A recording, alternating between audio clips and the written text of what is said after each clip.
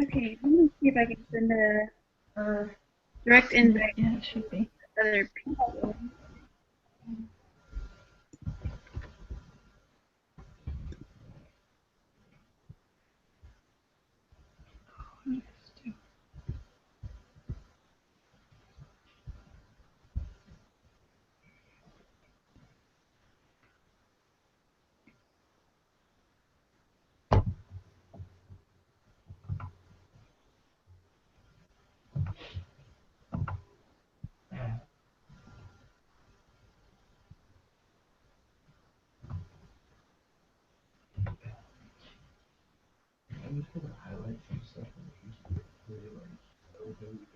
That's fine.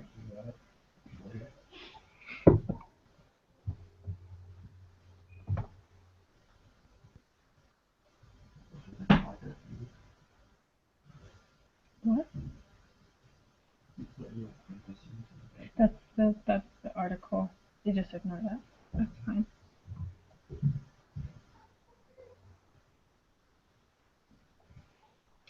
I'm texting one of the girls right now and trying to help her to get on. So. Okay.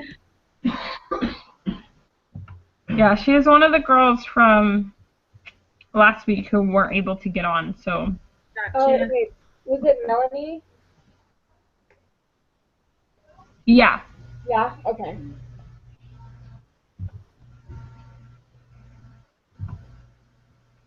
Hmm.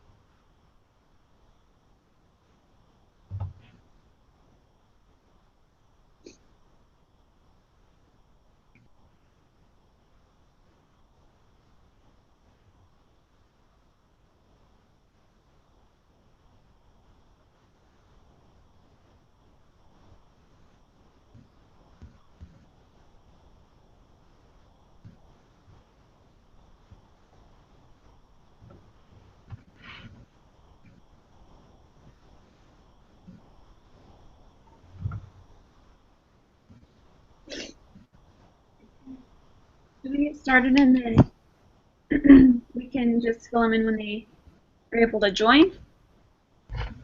Yeah, that's fine with me. Let's see. Okay, I guess she wanted us to announce our names at the beginning of the video, so I'll start. I'm Grace Oseen. I'm Soraya Andrews. And I'm Marianne Lee. Okay. So, I guess we were supposed to watch Elder Holland's talk and answer some questions about it. So, I don't know if you guys have that pulled up, but the first question was, what threats to children and families did Elder Holland mention, and how has Babylon influenced the development of the threat to children and families that you have chosen to address? He talked about child neglect in the one story with the officer. It's like, yeah, Hmm. stemmed from, it sounded like drug abuse, that the mother had a problem with that.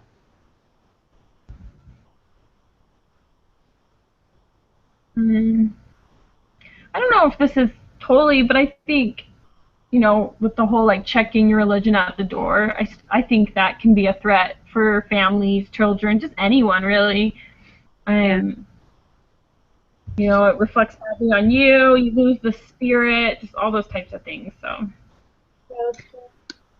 Yeah, I think the same thing can be said for showing compassion but being loyal to the commandments, because I think right now people seem to be having a hard time with, like, um, back to kind of what we talked about last week with same-sex marriage, how people think that if we don't agree with what they're doing, then we hate all gay people or something. Um, but I think what he's saying is, to love everyone, despite what they're doing or what they're choosing to do. But it doesn't necessarily mean we have to um, agree with what they're doing. But I think people have a hard time accepting that and differentiating the two things. So I don't know. And he talked a lot about how we need to like make righteous judgments. Mhm. Kind of, I guess, a threat to family and children is just a lot of people will see the situation of the family and not even give it like a second glance and just kind of judge it as, I guess, kind of condemn the situation before they even try and figure out or try and help them in any way. Yeah.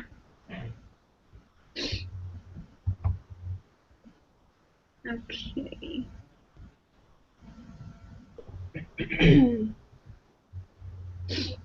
Um,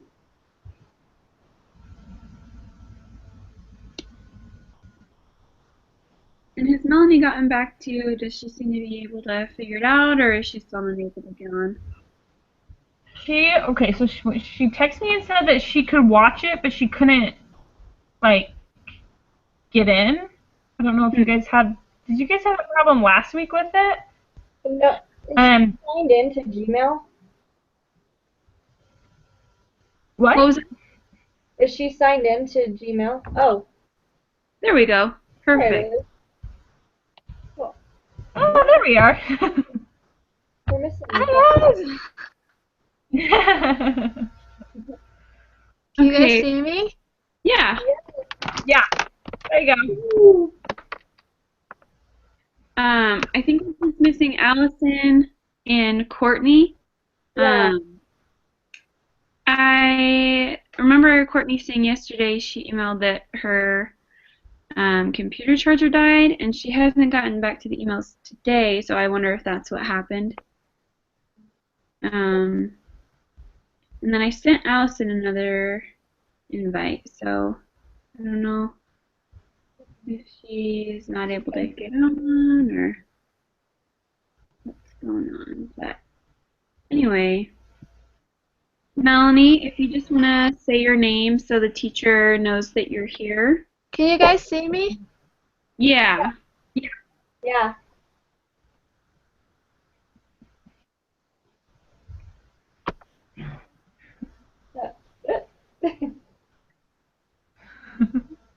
Can you hear us, Melanie? Yeah, I can. I hear like a few people talking though. Gotcha. Yeah, there's three other of us on here. Okay. Can you see us?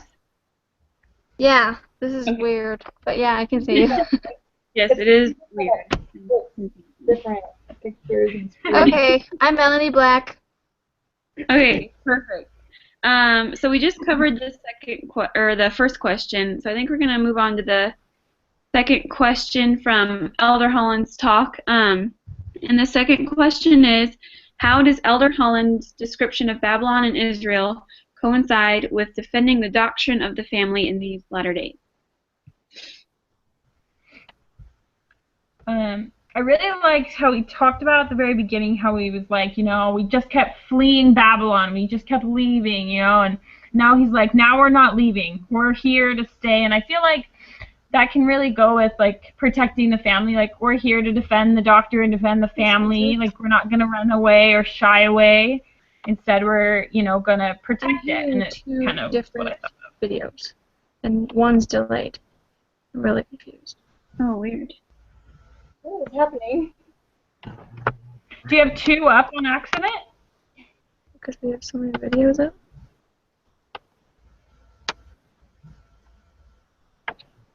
No, I'm hearing two different conversations. I'm hearing. Not anymore.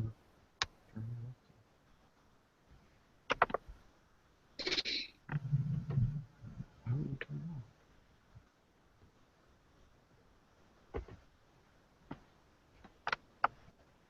Are you still hearing double? Okay, I'm good. I had two different videos open, and I was hearing myself Oh. 2 minutes ago. It was really weird. Okay, what was the question? I totally missed it. Okay, the question is, let me find it. Okay, how does Elder Holland's description of Babylon and Israel coincide with defending the doctrine of the family in these latter days?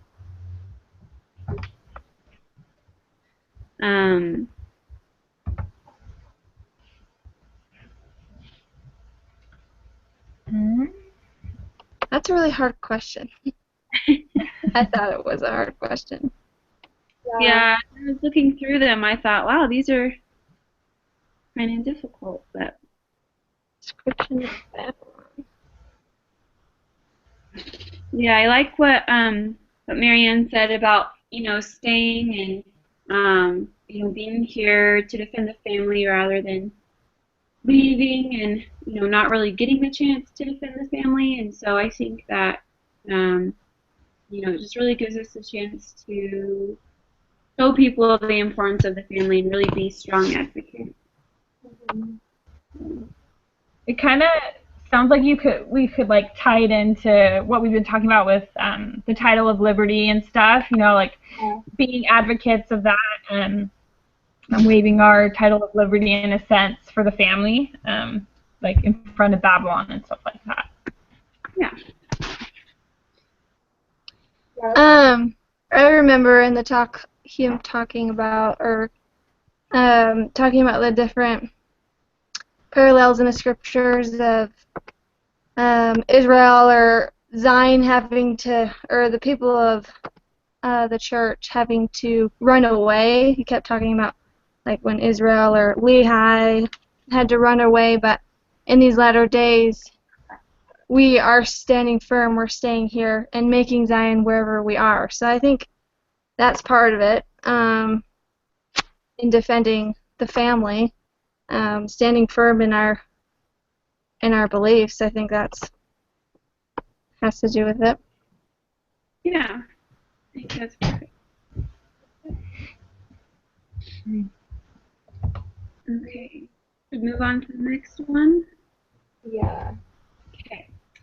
What characteristics and attributes did Elder Holland expound on that will make us more effective family advocates? He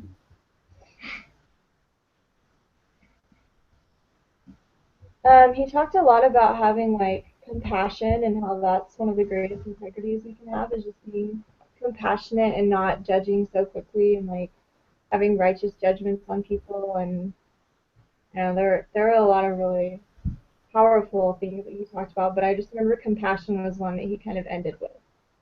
I thought that was cool. Yeah, and I like what he said about using righteous judgments because I think sometimes it's really hard, like especially as members of the church where we kind of learn, specifically what's right and wrong. Sometimes it's hard not to judge people who maybe are doing the opposite of, things that we believe in. And obviously, a lot of people in the world right now are insistent upon judging others. Like if you go onto social media, people are always making really rude judgments about people that they know nothing about. And I think that if we stick to righteous judgments and only use the judgments that we're supposed to be using, then people will see that and they'll learn from our examples, and it'll help us to be more loving towards other people rather than constantly judging other people. Yeah, and it was cool that he said that we should like make reactions and judgments that better the situation. I thought that was really interesting. I was like, okay, that makes sense. Like however we react or whatever we think about someone needs to help the situation become better. Yeah. That was cool. Agree. He also talked a lot about how we need to remember that everyone is the daughter or son of God. I really like that he brought that up a couple times, just like, talking about the experience, the little kids and the wife who was doing drugs and stuff, and how he was like, no, you need to remember that she's a daughter of God too, and just talked about how, we shouldn't forget that when we start judging people or looking at people lowly because, and I just really liked how he talked about that. Yeah. I also put. Go Oh, ahead. sorry.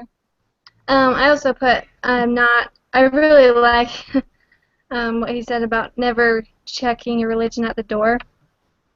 And I just think that's really important. And sometimes we don't realize when we do it, but keeping that in mind wherever we go to stand firm in our standards and not to be different in different situations. Yeah. And I like what he said about his last point, I guess, was he said to live your life to reflect your love of Jesus Christ, and I think that if we can really do that, then people will see, the light that we have, and they'll, want to learn more about it, and they'll want to have it in their lives, and I think it can just influence people that, we may not,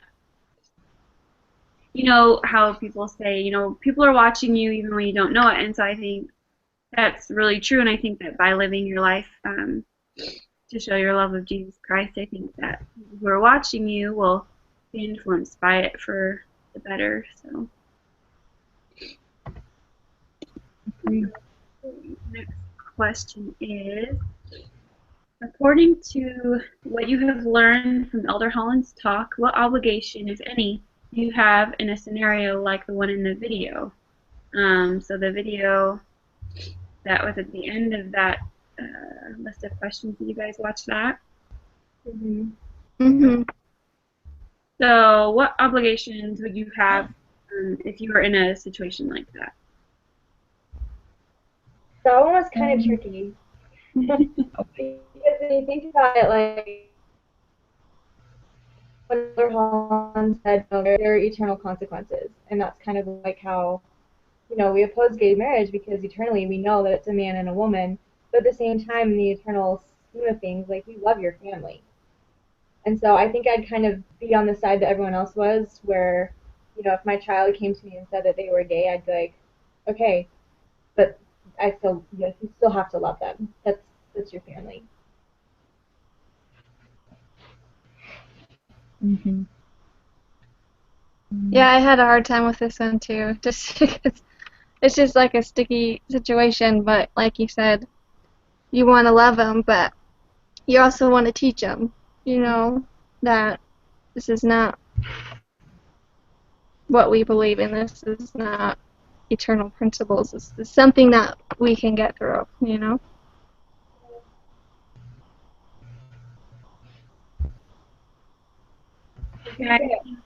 Oh, Good. no, you're good. Oh, What?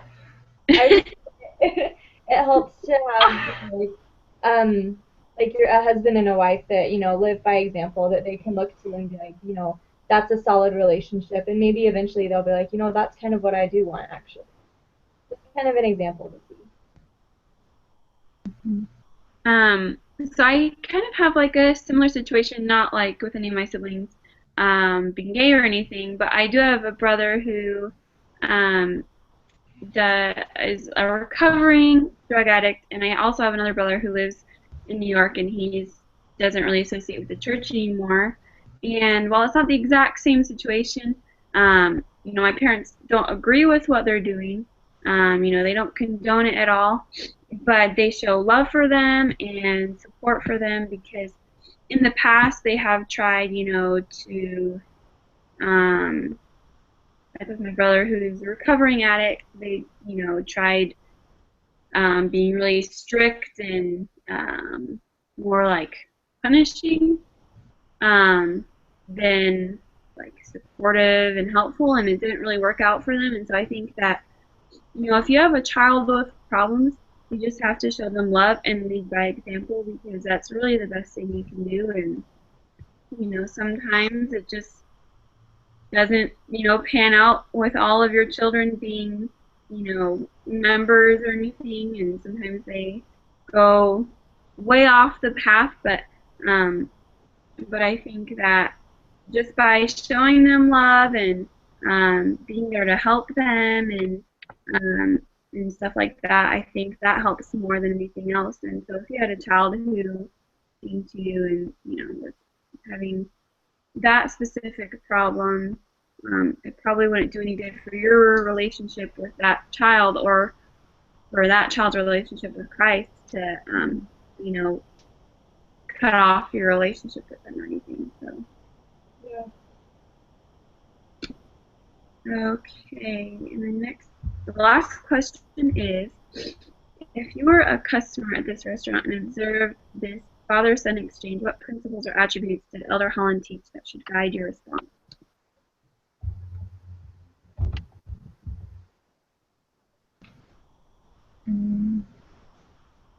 Well, I think sometimes like the initial reaction would be like, how could you? Kind of like how the dad was acting, you know, like. But I think that's almost like chucking your religion out the door, or you know, and judging him. And instead, you need to, you know, remember that he's a daughter.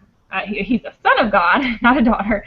And like just remember like that you love him and like certain things like that. Not you know, your initial reaction about it. And I think, I don't know, we have to remember that family is the most important thing. Like, Heavenly Father is, you know, that's, and He wouldn't want you to push your child away just because of something like this. So. Yeah.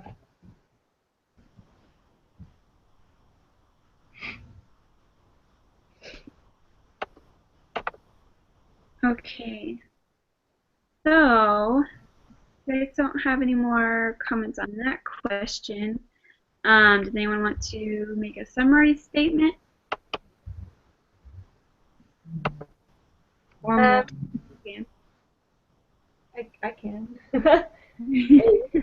When we talked about how we need to make righteous judgments, and even when we maybe come across, like in the video, we come across a situation that we can so easily judge and like maybe try and put ourselves in in their shoes, and but not in a good way.